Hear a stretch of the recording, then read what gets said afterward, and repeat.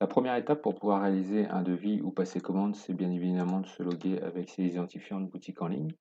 Ensuite, il va falloir rechercher le ou les articles que vous souhaitez passer en commande. Donc, vous avez toujours la possibilité ici de taper dans la barre de recherche la référence de l'article, puis après de l'ajouter au panier.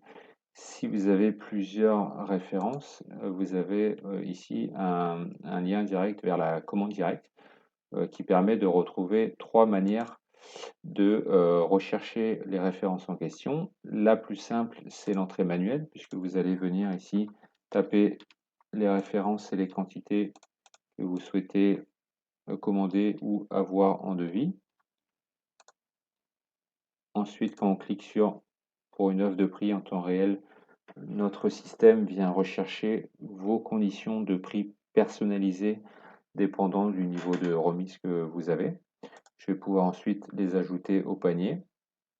J'ai un message de confirmation et quand j'arrive sur le panier, voilà, donc j'ai bien les deux produits en question et j'ai le délai qui est confirmé chez vous à réception des pièces pour une commande ce jour. Donc, par rapport à ces informations de prix et de délai, j'ai trois possibilités. Le transférer par mail à une personne, l'exporter sous forme de tableau CSV pour pouvoir le stocker ou l'envoyer, ou créer son propre devis au format PDF. Donc, j'ai cliqué pour pouvoir vous montrer. Donc, j'ai bien mon devis ici PDF. Sur la gauche, il y a le nom de votre société qui apparaîtra avec vos contacts. Sur la droite, le numéro de devis, les dates et date de validité. Et ici, donc votre représentant électronique qui correspond à votre contact administration des ventes, entre autres la personne qui va être en charge du suivi de votre commande. Les références en question sont bien dans le devis avec votre prix personnalisé et la disponibilité des pièces. L'autre possibilité, c'est de venir ici faire un copier-coller d'une nomenclature. Donc ça, c'est très intéressant dès que vous avez une nomenclature Excel un petit peu longue. Donc ici, j'ai ma nomenclature à titre d'exemple. Ce qui est très important, c'est d'avoir en colonne A les références, en colonne B les quantités. Donc ça reste optionnel puisque vous pouvez l'ajouter après. Et en colonne C, les références internes si vous avez des références produits. Je viens ici tout simplement le coller sur la boutique en ligne et cliquer sur importer les données pour que j'ai une reconnaissance des caractères qui soit faite. Et comme je le précisais, vous avez la possibilité ici, si vous souhaitez changer les quantités ou le descriptif, de pouvoir le faire ici ultérieurement. Donc encore une fois, je vais cliquer pour avoir accès à mes conditions de prix.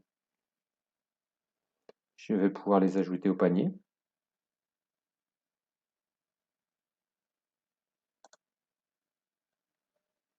À noter que sur la dernière référence, donc la pièce n'est pas en stock, ce qui m'indique que le délai de livraison est sur demande. Veuillez contacter votre représentant, donc soit vous nous faites un mail ou vous nous passez un petit coup de téléphone pour avoir la confirmation du délai. Et enfin, la dernière possibilité pour venir charger les références, c'est directement charger le fichier CSV. Donc ici, si vous avez une nomenclature, je vais pouvoir venir charger mon fichier ici au format CSV. Cette partie-là est très importante, à savoir est-ce que dans le fichier vous avez une en-tête ou pas. C'est ce qu'on va regarder. Donc l'en-tête correspond à la ligne numéro 1 avec les désignations. Donc oui, j'ai une en-tête CSV, donc il ne faudra pas prendre en compte la première ligne. Et encore une fois, voilà, je viens récupérer mes références avec les quantités et les références produits.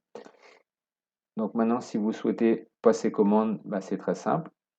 Vous cliquez sur paiement. Vous avez la possibilité de nous laisser un message particulier si vous le souhaitez. Vous pouvez également, de manière optionnelle, nous mettre votre numéro d'offre si vous avez déjà reçu une offre de prix à ce sujet. Les moyens de paiement, actuellement, nous n'en disposons pas pour la boutique en ligne. Ça veut dire que vous devez déjà avoir un compte client chez nous pour pouvoir passer commande. Donc on arrive à la dernière étape qui correspond à votre numéro de commande interne. Donc c'est une référence qui est obligatoire. À savoir si vous souhaitez ou pas recevoir une livraison complète avec l'ensemble des articles.